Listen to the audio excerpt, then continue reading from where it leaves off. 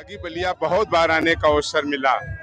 ये वो मिट्टी है जिसने देश की संस्कृति, सभ्यता, संस्कार और देश की आज़ादी से लेकर के ऋषि मुनियों की परंपराओं को सदैव मजबूत करने का काम किया।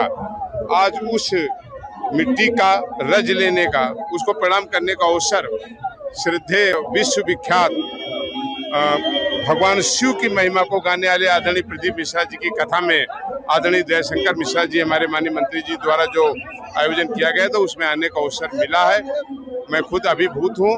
निश्चित रूप से आज जैसा लगता है कि पूरा बलिया वो भगवान शिव के मय हो गया है और मुझे भी उसके आशीर्वाद लेने का अवसर मिला है।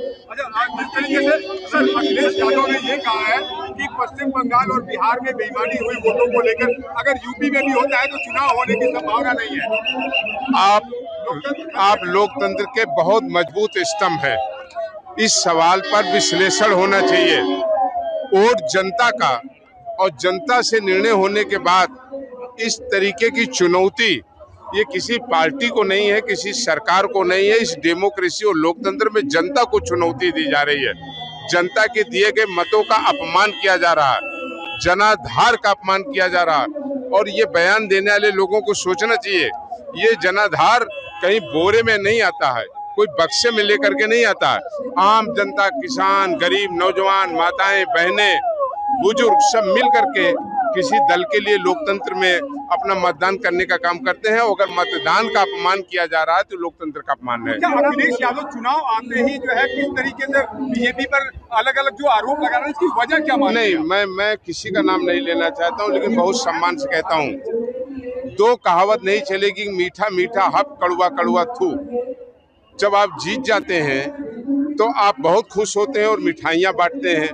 और लोकतंत्र में वही जनता जब अपने निर्णय से, अपने मन से कोई परिणाम ऐसा देती है जो आपके अनुकूल नहीं है, तो आप उसे गालियां बकते हैं। दो धारी तलवार की तरह नहीं काम चलेगा।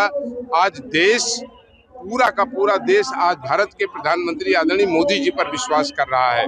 आज इस देश ने ये स्वीकार किया कि मोदी जी अगर हैं तो सब मुमकिन है। मोदी जी हैं तो विकास है, मोदी जी हैं तो सम्मान है, मोदी जी हैं तो विजन है, मोदी जी हैं तो विचारधारा है, और मोदी जी हैं तो सेवा है।